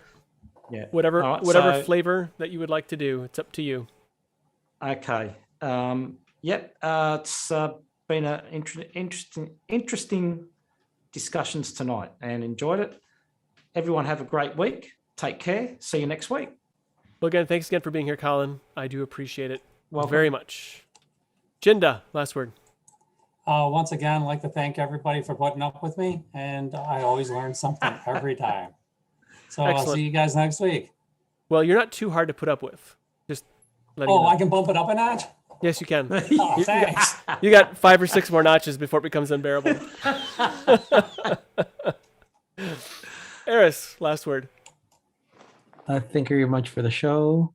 And I just wanted to mention that the conversation continues in Telegram, t.me/Big Daddy Linux Live. Again, t.me/Big Daddy Linux Live, the Telegram group. Thanks. And the conversations there have really been hard to keep for me to keep tabs on. I lurk because I don't have time to usually respond, but it's been like I'll open up the phone, it's like 700 some odd messages, and I'm like, woo, it's a lot. I just skip to the end. Sorry about that, everybody. Thank you, Eris. East Coast Web, if that's what we want us to call you, that's cool. What last word? Yeah, that's what I use everywhere. Okay. So yeah, thanks for having me. First time here. Hope to come back. Excellent. And maybe I'll have some more input on something you guys are actually doing. Since I did. Excellent. I've never tried NixOS. Oh, that's cool. I mean, you don't have to try them; they're just an exploration, and then you can ask Right. questions. You know, it's just it's a fun time. You know, just to talk about Linux. Yeah, you have a central topic. You know, and it lasts as long as it lasts. So, Right. thanks again for Thank being you. here, Yes, thank you. Adam. Last word.